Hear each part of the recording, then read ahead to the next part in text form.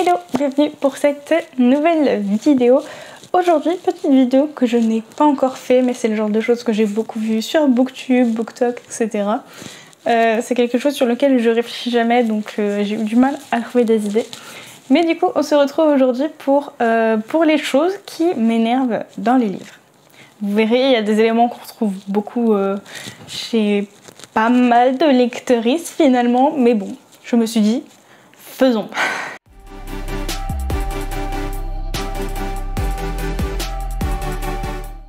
Alors, l'un des éléments vraiment qui m'énerve beaucoup,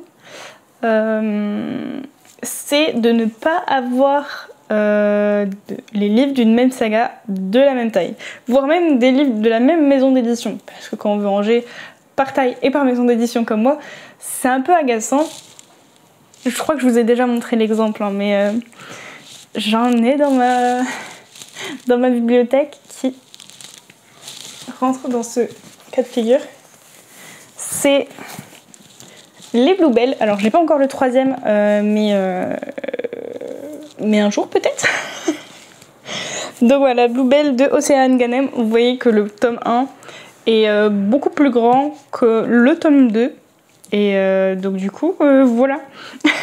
J'ai de la chance, entre guillemets, de ne pas avoir de livre qui se case niveau taille entre les deux. Sinon ça m'énerverait très fort. Mais c'est vrai que du coup c'est quelque chose qui m'agace beaucoup parce que je ne me vois pas ranger autrement que par taille. Donc c'est vrai que c'est quelque chose vraiment que je ne supporte pas. Alors c'est sûr que pour ceux qui ne rangent pas forcément par taille et qui s'en fichent un peu de voilà d'avoir quelque chose de pas lisse et net comme moi, bah, forcément ça doit pas vous énerver ces personnes-là. Mais moi vraiment c'est quelque chose qui me... Vraiment, quand j'ai reçu le tome 2 et que j'ai vu cette différence de taille, j'ai dit mais c'est pas possible, ils se moquent de nous les maisons d'édition. Donc voilà, c'est vraiment quelque chose qui m'énerve beaucoup. C'est-à-dire que je ne saurais pas comment faire si, par exemple, j'ai un livre qui niveau taille rentrerait plus entre les deux. Je ne sais pas si du coup j'abandonne la taille ou j'abandonne quelque chose. Hein. Donc bon. Voilà, c'est un premier élément, vraiment, c'est quelque chose qui m'agace beaucoup. Autre élément, on va dire plutôt esthétique, mais comme tout le monde, j'ai envie de dire, c'est les petites pastilles vues sur Netflix, non, adaptées plutôt sur Netflix, ou phénomène BookTok maintenant, enfin voilà, ces pastilles-là, et quand on ne peut pas les retirer, ou même un peu les bandeaux, il y en a des fois qui sont un peu incrustés et qu'on ne peut pas retirer. Bon, en général, c'est l'avantage, c'est que ces bandeaux-là, on peut les retirer normalement. Mais voilà, tout ce qui va être distinction du livre pour une adaptation, un phénomène ou un prix, tous ces trucs-là, mais qu'on ne peut pas enlever et qui gâchent concrètement la couverture, c'est non. C'est non, forcément que ça énerve. Qui ça n'énerve pas, finalement. Donc voilà. Niveau esthétique, on a ces deux choses-là, notamment. Parlons Netflix, parlons films et séries, parlons des adaptations qui gâchent tout. Vraiment, les adaptations qui ne suivent pas l'histoire, qui prennent un autre chemin et tu te dis pourquoi, ou qui retransmettent pas bien le mood, l'atmosphère de l'histoire. C'est pareil, c'est non. Il fut un temps où je voulais faire cette série de vidéos, mais je n'ai pas encore eu l'occasion de la faire parce que forcément ça prend du temps. Mais c'était voilà, de reprendre les livres et les films, du moins que moi je connais, que j'ai lus ou que je veux lire, et les regarder, les lire ou les relire et re-regarder. Puis faire une vidéo un peu retour sur le livre et l'adaptation, le versus. J'ai pas encore eu l'occasion de le faire, mais en tout cas dites-moi en commentaire si ça vous intéresserait. Je pourrais essayer de trouver le temps peut-être. Mais en exemple de mauvaises adaptations selon moi, on a Percy Jackson, notamment le 2, parce que dans mes souvenirs le 1 ça allait. Mais on a vraiment Percy Jackson 2 puisque on est dans le 2 normalement, mais on a des éléments du 3 et du 4. Voilà. Moi ça m'énerve. En autre adaptation, mais qui m'a un peu moins choquée, on va dire, que Percy Jackson, c'était Le Labyrinthe aussi. Ils ont pris des choix d'orientation de l'histoire qui diffèrent vachement de la version originale. Mais on va dire que c'était moins désagréable. Mais après, Percy Jackson, comme c'est vraiment quelque chose qui... Enfin voilà, un peu la première œuvre littéraire qui m'a beaucoup... inspirée à l'époque et que j'adorais vraiment beaucoup. Peut-être que ça joue aussi et que je me rappelais encore plus des détails, sachant que j'étais un peu calée en mythologie. Donc forcément, ça passait pas si... Voilà. Puis surtout, c'est un gros écart d'adaptation, puisqu'on a 3 tomes en un film, alors que Le Labyrinthe, c'est plus subtil, on va dire. C'est... Voilà. Sinon, en adaptation qui m'ont pas choquée, mais après, c'est aussi tout le truc, c'est que... c'est toujours moins gênant quand j'ai vu l'adaptation avant de lire le livre. C'est le cas notamment pour Hunger Games, je crois, et Divergente. Mais dans mes souvenirs, c'est pas horrible. Hein. C'est des plutôt bonnes adaptations, je crois. Donc je pense qu'on peut citer ces deux-là comme étant pas trop mal. Alors j'espère qu'elles sont full bien, hein, mais qu'elles sont pas trop mal.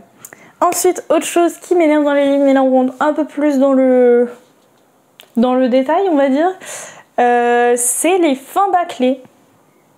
Ouais, il y en a. En tout cas, qui sont, à mes yeux, bâclés. Attention, hein, peut-être que pour certains, ça fonctionnera et ça ne gênera pas. Mais vraiment, il y a certains livres où la fin, tu te dis, bon, on prend un peu pour des jambons. J'ai un exemple bien en tête, hein, mais voilà, je ne veux pas non plus trop en dire. L'exemple qui me vient en tête, un des plus récents, vraiment, voilà, qui m'a marqué, si on peut dire, c'est... j'ai perdu le nom. Witch and God, voilà. Parce que... Enfin, l'intrigue en elle-même n'est pas non plus résolue hyper rapidement. Et on sait qu'il y a d'autres tomes après, du coup. On va dire que c'est pas trop gênant. Mais voilà. Enfin voilà, je ne suis pas non plus totalement certaine de ce que je dis. Parce que il faudrait que je lise le tome 2 pour voir si ça tenait quand même debout, cette fin. Mais bon, on sent que ça suit quand même en 3 tomes l'intrigue principale, donc on va dire que c'est pas non plus trop choquant. Mais par contre, la résolution de la romance, moi quand j'ai compris que le tome 2 n'était pas sur la même romance et qu'on m'avait un peu arnaqué sur la fin de la romance, j'ai dit quoi? Pardon?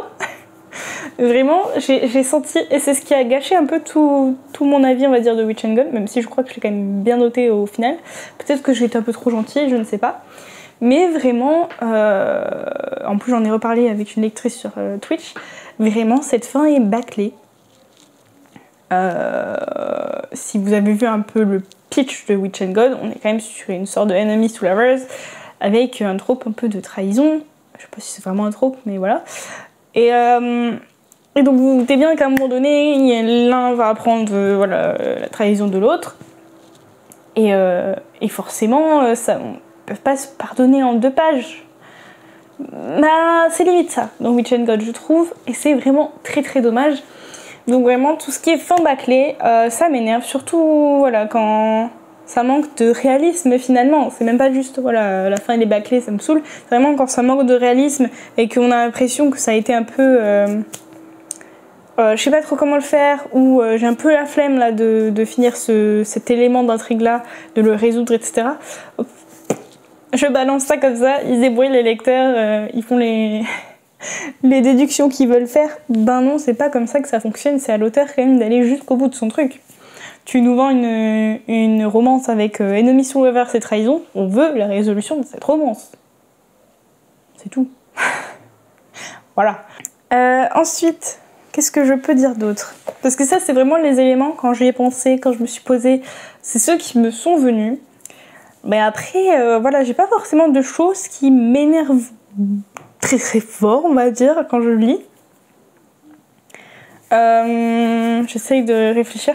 Alors forcément, quand les personnages manquent de profondeur, de développement, c'est quelque chose qui a tendance à m'agacer, mais c'est plus en fait finalement... logique, c'est le personnage plus qui m'a m'agacer parce qu'il n'est pas... Il n'est pas bien fait.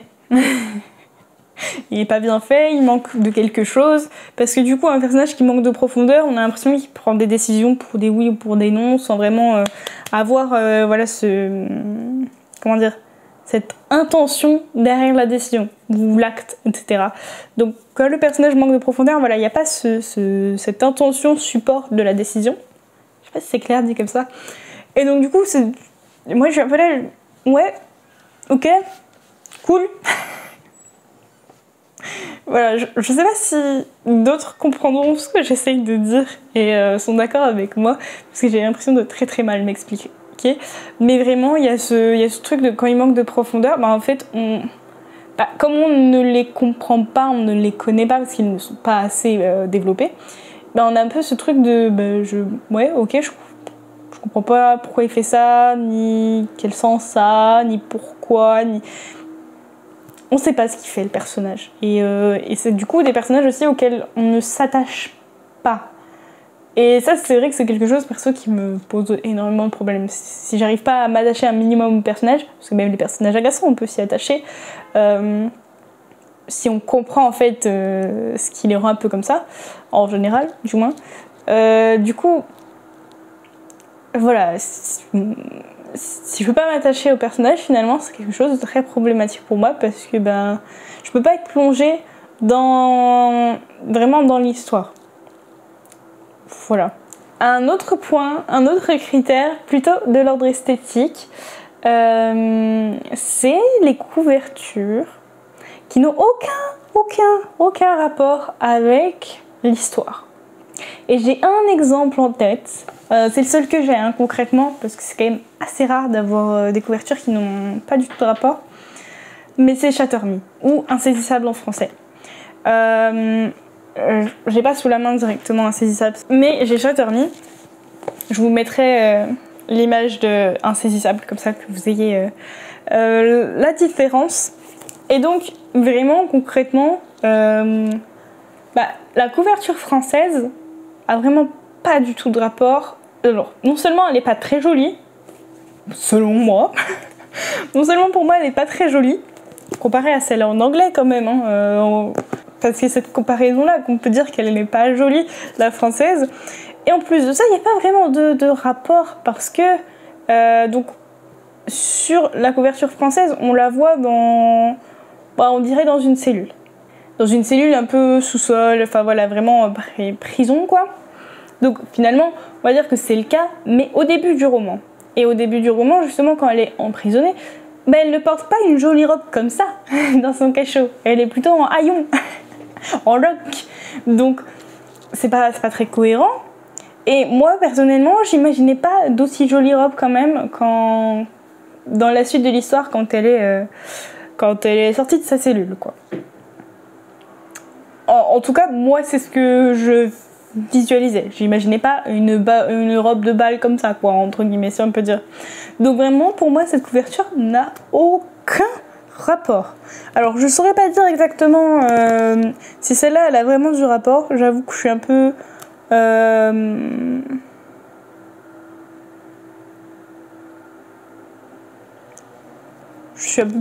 je saurais un peu moins m'avancer là-dessus. Mais je pense quand même elle a plus de rapport. Et puis forcément, on va dire, même si, imaginons, elle a qu'à moitié rapport, l'esthétisme, on va dire, rattrape quand même un peu, si on peut dire. Et encore que moi, je pense quand même qu'il y a un certain rapport, on va dire. Donc voilà, le fait qu'elle soit esthétique plus qu'elle ait au moins un petit rapport, contrairement à la française où il y a zéro rapport, zéro esthétisme, ça fait quand même une sacrée différence. Voilà, donc c'est tout ce que j'ai à dire. Voilà un peu pour cette vidéo. Je pense que j'ai plus ou moins fait le tour des choses vraiment qui me venaient à l'esprit, qui m'énervent dans les livres. N'hésitez pas à me dire en commentaire ce qui vous énerve absolument dans les livres. En tout cas, je vous souhaite de bonnes sessions de lecture ou d'écriture et on se dit à très bientôt pour une prochaine vidéo. Ciao!